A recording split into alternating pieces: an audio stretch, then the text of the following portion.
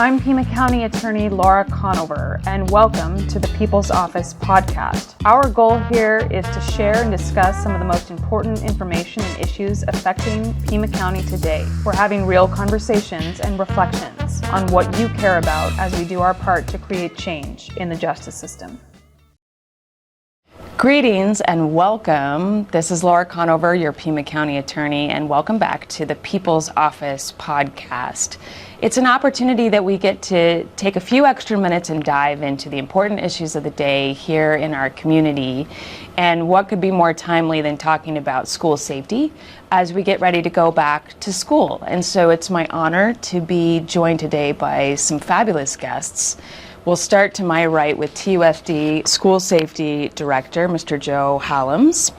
And then from the University of Arizona, we have our Director of Threat Assessment and Management, Dr. Jesse Seaman, and UAPD Detective John Gooderslow. And it's my honor to have you guys here. Welcome. Thank you. Absolutely. Well, so let's go straight into the issues. As we get ready to go back to school, my first question would be, what can parents and students be doing now in thinking about school safety, potentially looking up resources that might be available to them? What can and should they be thinking about now? And I'll start with the U of A. Dr. Seaman, what would you say kids and parents could be doing now? Yeah, that's a really good question. So the Office of Public Safety at the University of Arizona, which is the office that I fall under, has done a really great job in trying to centralize all of the safety resources and send students and parents to the one-stop shop for this very thing. So I would recommend that they head over to safety.arizona.edu. That's the Office of Public Safety website, which is essentially a warehouse for all things safety related on campus. Some of the most notable things that they'll find on that website would be the Wildcat Safety Guide. It is a PDF document that summarizes all of the different things that students can rely on when they're on campus as it relates to safety, such as blue light emergency phones, ride opportunities so they don't have to walk alone at night, and other kinds of tips and tricks for coming back to school and knowing the things that are available to them on campus to preserve safety. So Dr. Seaman, give us that website again, because it looks like there's a number of tools they can be looking at right now. Yes, the website is safety.arizona.edu. Perfect. And so Detective Gooderslow, turning to you, what would you add from the University of Arizona Police Department's perspective? How do you want students to sort of arrive and maybe be alert to their surroundings? Sure, of course. Well, I would definitely echo what Dr. Seaman said. You know, the University of Arizona has really condensed all its resources, and all of our resources are also available, through the safety website as well. We do have our own website, UAPD.arizona.edu. Some things I would suggest kind of to add on to that is, before you get to campus, try to familiarize yourself with it as much as possible, looking at maps, pictures, things like that. During that first couple weeks, like move-in time, we do see sometimes a little bit of an uptick in like property crime type things, new people in the area, not familiar with kind of some of the more general safety procedures. So definitely want to emphasize that people are locking their doors to their dorm rooms, being aware of people in their surroundings, especially as they're coming in and out of U of A buildings, residence halls. They're not allowing people, we call it tailgating in. A lot of buildings are access control. You have to have a CAT card or a code to get in. So if you don't know somebody, not just holding the door open for them, kind of being more aware of your surroundings. In our parking garages, making sure you're having your valuables out of sight, locked up, your cars are locked. And then just any kind of suspicious behavior or anything that's making you feel uncomfortable, please don't hesitate to call UAPD or call 911. Really, we'd rather have you report something and have it be nothing than kind of hold back reporting something and it turning into something later. We have blue light phones all over campus, which are basically emergency phones. You press a button and it goes right to our dispatch. You can talk with our dispatcher and provide information that way. And then I'll say the same thing to you. Give us that website, web address again to UAPD specifically, would you? Sure, it's UAPD.arizona.edu. And then I'm going to ask a quick follow-up question, and then I really want to hear from TUSD. So I love that phrase you just used of tailgating. And if I understand you right, it's the door is badged. You've got to use some kind of badge or key to get in the door, right? And then you go through the door and you see someone coming behind you, and they say like, "Oh, could you hold that for me?" Or, "Can you help me get in?" Anything you want to throw out there about what you might say and handle that, because you don't want to be, you're new, you're trying to make friends, you don't want to be a jerk, but you have to be safe, and you're keeping yourself safe and everyone else in the building safe. What are there a couple of tricks that we can think of how to handle that awkward situation? Yeah, it can absolutely kind of be challenging to navigate, especially again if you're kind of your first time on campus, you don't know what the norms are. I would say basically addressing it like the safety. It's like, "Oh, I'm sorry, like, I heard that we're not supposed to let people in. This is a safety issue. I'm gonna close the door. Can you just key in? And then once you're in, I'd love to introduce myself and get to know you," something along those lines. So that, we can make sure that the people that are supposed to be in the buildings are supposed to be. The other thing I would add to that too is that there's nothing wrong with asking to see someone's CAT card.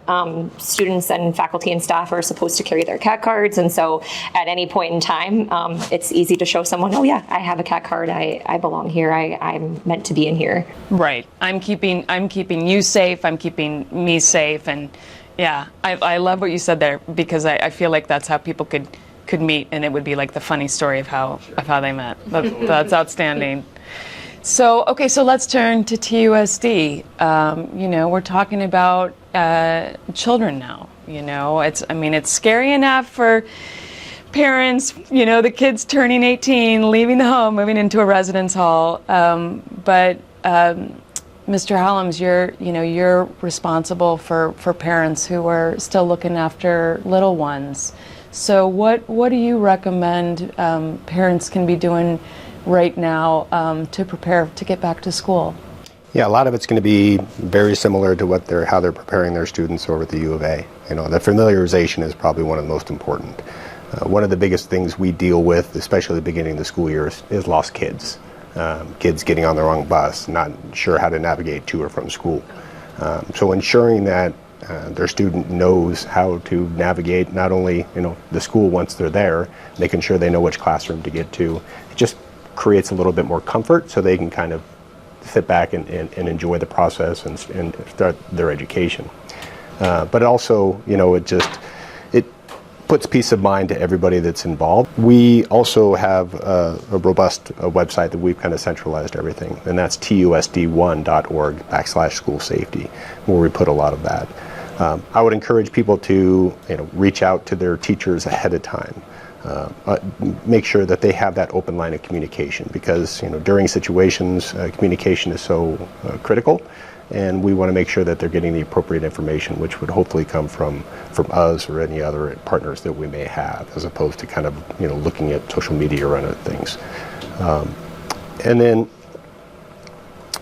just making sure that their students, they upload the information. We have a parent link, which is a mass notification system, making sure that all the parents have that that application on their phone, and then that way they can get those timely notifications when necessary. So, and making sure that their information is updated. Oftentimes when we do have situations, especially involving students, sometimes it's tough to get a hold of parents or others because the information's not updated, so making sure that's in place. Okay. So you read my mind. I was assuming that there was probably an alert system, a notification system. Do parents need to opt into that? Do they need to sign up for that somewhere?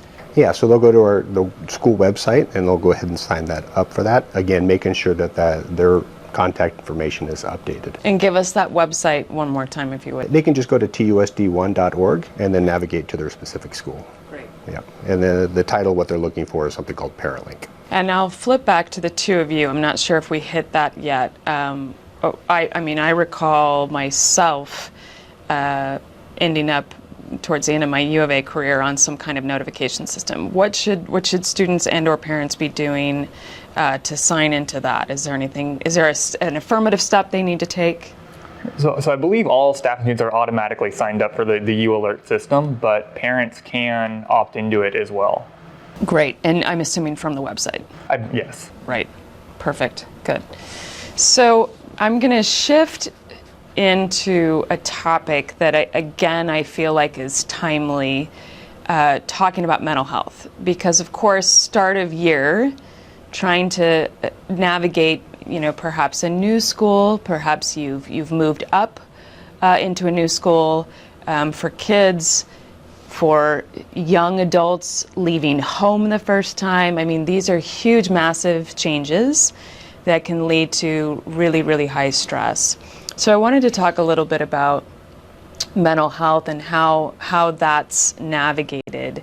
And we can start with you, Joe.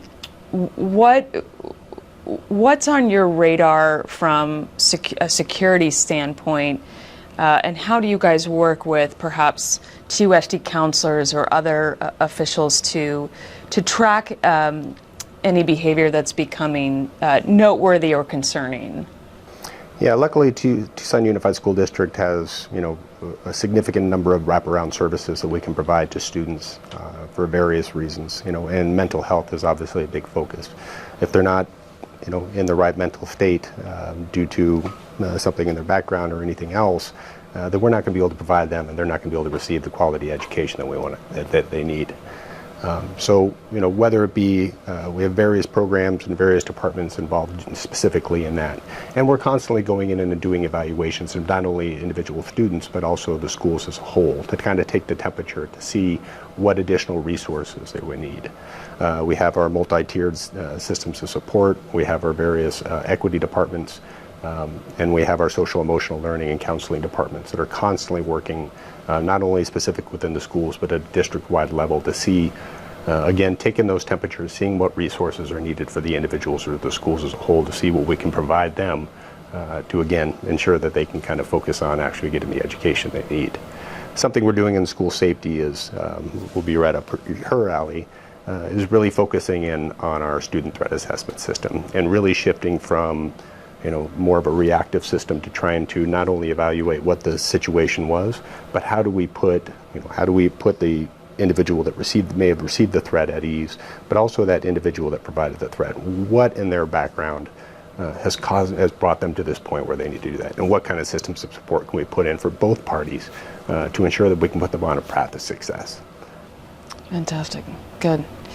And turning to the U of A, what steps are taken when you are notified that there's concerning behavior going on? Yeah, that's awesome. So it really depends on what exactly the concerning behavior is. The University of Arizona has a wide variety of resources, and I think it's important to kind of hit on each of them. Through our Dean of Students office, if a student is struggling with mental health or they're struggling with academics or something like that, we have different reports that are in place through the Dean of Students office where outreach will be conducted from their office to the impacted students. So they can be referred to CAPS, which is our Counseling and Psych Services Center on campus. They provide a whole range of different mental health services for a whole range of different kinds of problems that students might be struggling with. They also have outreach that they can do related to academic support or international student services for folks who are in the United States for the first time and struggling to navigate systems like that. So there's a lot of things that the Dean of Students can help refer students to if they're struggling in a variety of different areas. If the behavior that's being demonstrated is in some way concerning as it relates to safety to others, so some type of threat of violence or some type of behavior that has folks concerned about safety towards other students, faculty, staff, that's where my team really can come into play. We are called the Threat Assessment and Management Team. We're a multidisciplinary group of individuals, so on our team we have UAPD represented, we have the Dean of Students Office, Human Resources, a representative from CAPS, Counseling and Psych Services, like I mentioned. And basically our team's mission is to review reports of concerning behavior that are not emergency situations. So if it's an emergency, and you're worried something bad's going to happen today, tonight, tomorrow morning, you got to call 911 for that emergency response. But if it's more of this behavior is scary, or we're not really sure what to make of it, but we think it could be a potential concern of safety towards others, that's where submitting a referral to my team can be very helpful. Our website is TAMT.arizona.edu, and we have a reporting form there where anybody can submit a referral to my team. We process in those reports. Myself and the TAMT case coordinator review those reports, and we can bring them to our full threat assessment and management team to staff whatever the situation is and determine what the appropriate response is going to be. Our team is not a disciplinary team in nature. So we're not about trying to get people in trouble. We're about trying to ensure that folks receive the help, the safety planning, the resources that might be needed. To the point that Joe mentioned, we think it's important to make sure that not only is the person that's being targeted by the behavior getting some safety planning and some resourcing, but also the student or the person who's engaging in concerning behavior, what's brought it to that point, and what kind of resources do we have in place to help de-escalate the situation and hopefully redirect the person towards safe and healthy behavior as opposed to unsafe and unhealthy behavior. Is some of this new in the last couple of years or so? Have some new additional measures or resources come to play? Yeah, at the U of A specifically? Yes. Yes, most certainly. So the Office of Public Safety at this point is roughly a year and a half old. So the centralization of all of these resources, lots of changes to the way UAPD is doing things, lots of changes to the way the threat assessment and management team is doing things. The team existed, the TAMT existed before August 2023 when I started in my role, but we've made a lot of changes since then to try to be more centralized, more organized, meeting more regularly, doing more training with the team members. So yes, a lot of it is new, and we're very excited about the progress that we've been making. That's wonderful to hear, and I think something that both students and parents will be, and faculty will no doubt be really pleased to hear. Detective Gooderslow, how long have you been with the department? I've been in the department 6 years now.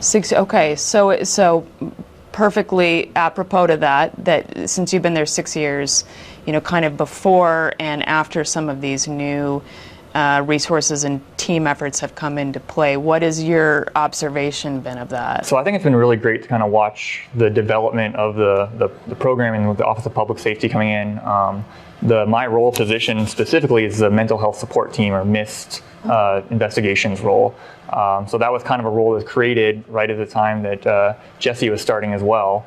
So I work very closely with both the TAMT team and then also the Dean of Students on the kind of the more care side as well.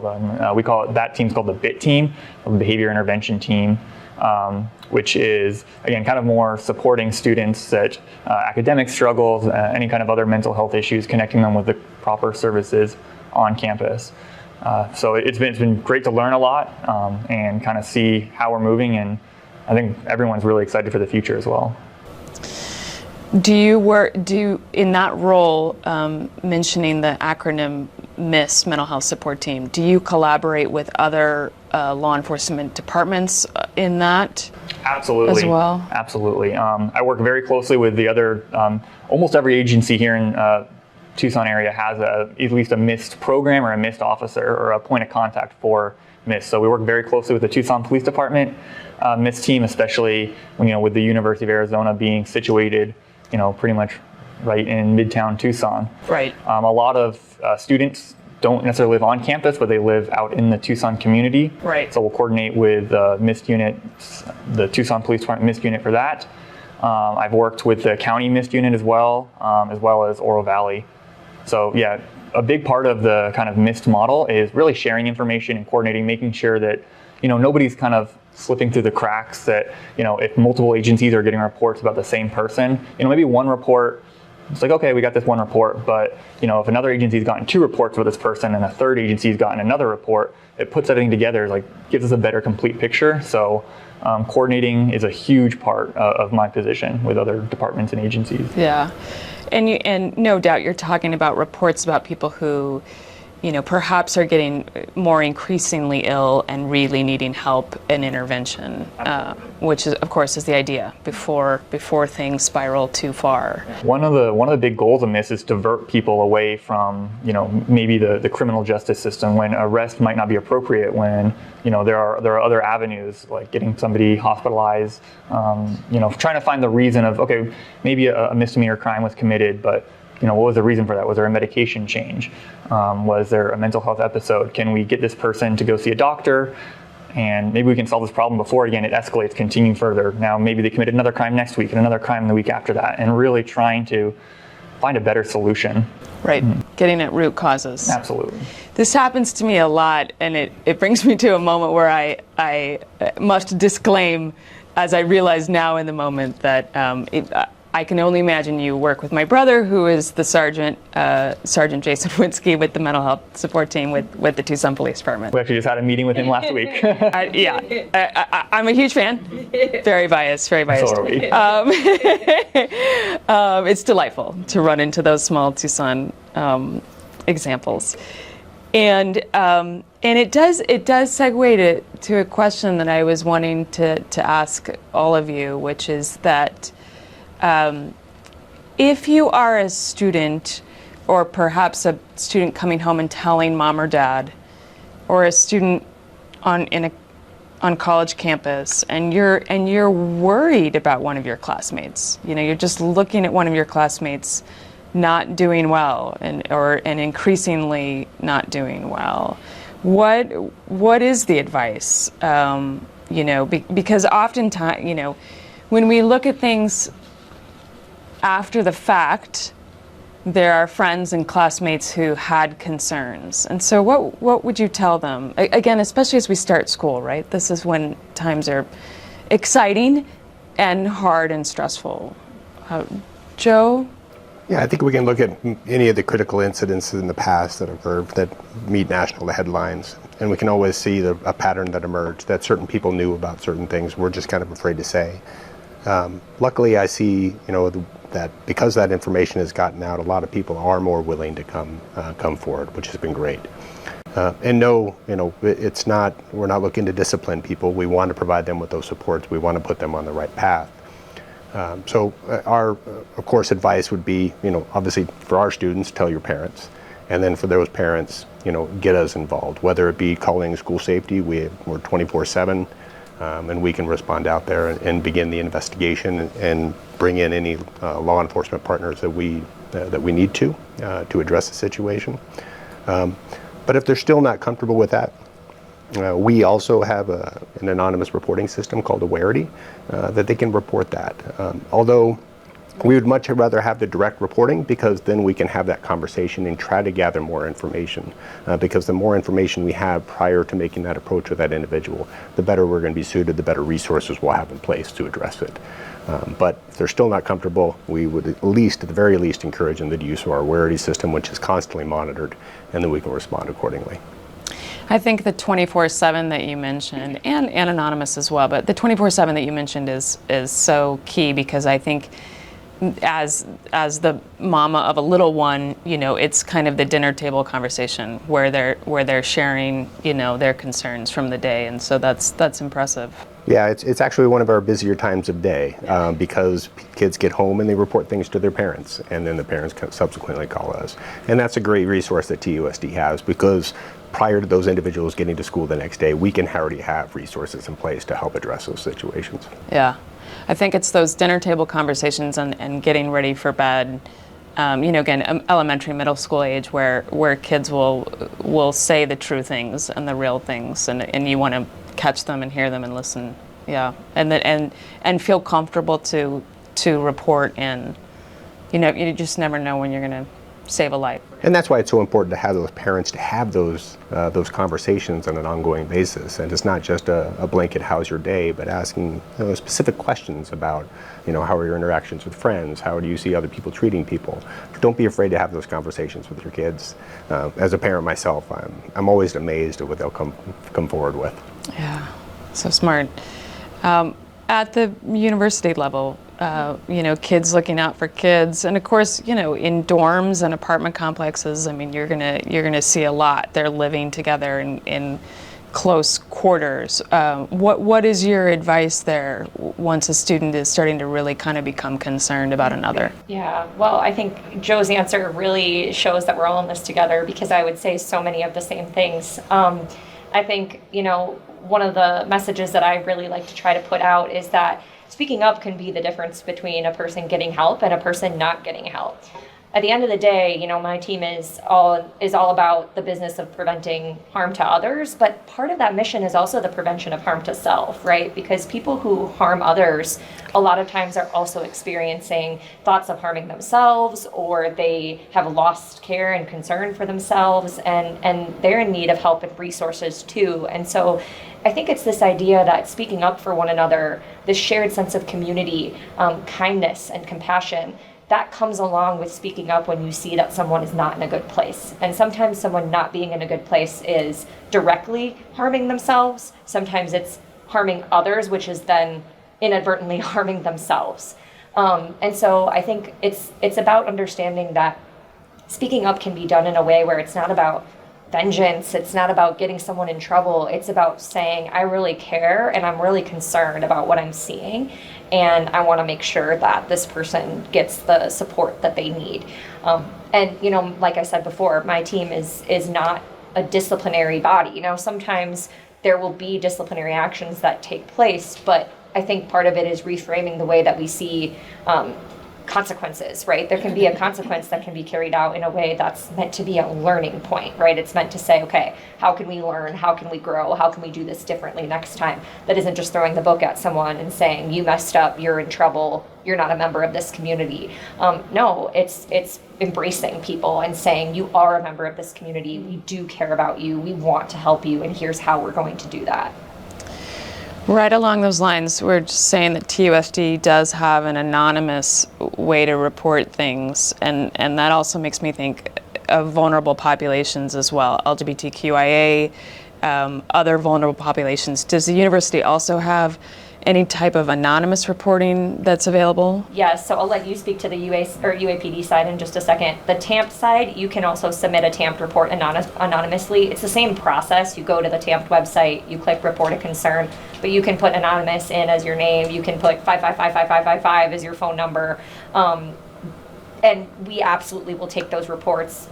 But I completely echo what Joe said. Anonymous reports are harder to do something with. We don't have that ability to follow up with someone and get their perspective, right? Some of the situations that get reported to my team are the things that make the hair on the back of your neck stand up, and that isn't always easy to contextualize. It isn't always easy to put in a report, so-and-so said something and it made me feel this way. Yep. Talking to someone and saying, how did you feel? Why did you feel that way? What was their body language when they shared this thing with you? That can be so informative, and so we lose that ability. But we'd rather have the report than not have it at all. So yes, anonymous is an option. I'll let you speak to the... So on the police department side, we can take calls anonymously too. If you call our dispatch and you want to remain anonymous, even as a patrol officer getting dispatched to a call, it's an anonymous reporting party. They don't want contact. We're still going to, investigate those cases or respond appropriately.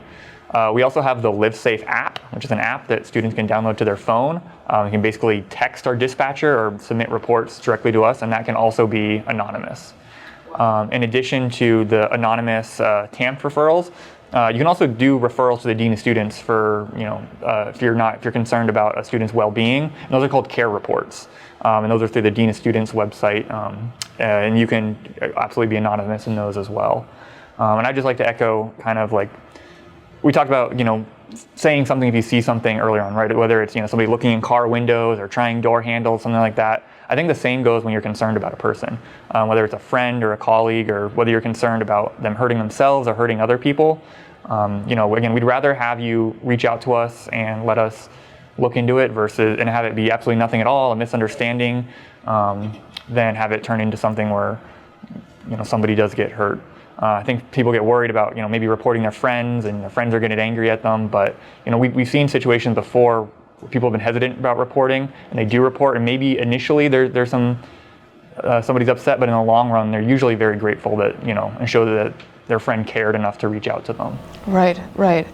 Detective, tell us the name of that app again that you can download. It's the Live Safe app. Live Safe. Okay, fantastic.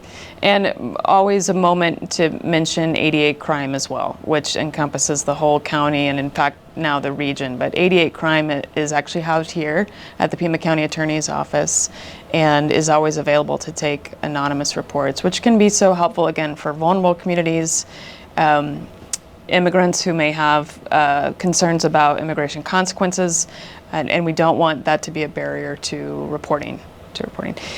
Perhaps as a final note, any advice you might have about cybersecurity, privacy concerns, like getting ready to come back to school or join the campus for the first time, anything about sort of protecting your identity or from that awareness. Any advice there?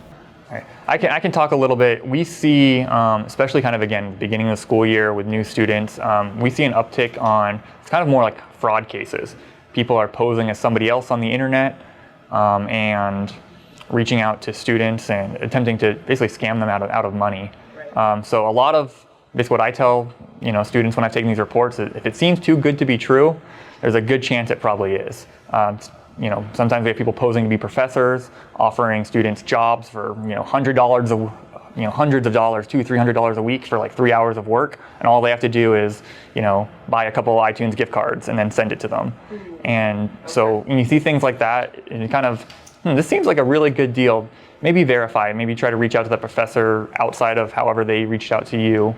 Also, we see kind of romantic scams where people, are posing as somebody else on the internet and these are kind of catfishing somebody and then obtain explicit images or something and then basically threatening to release those for money.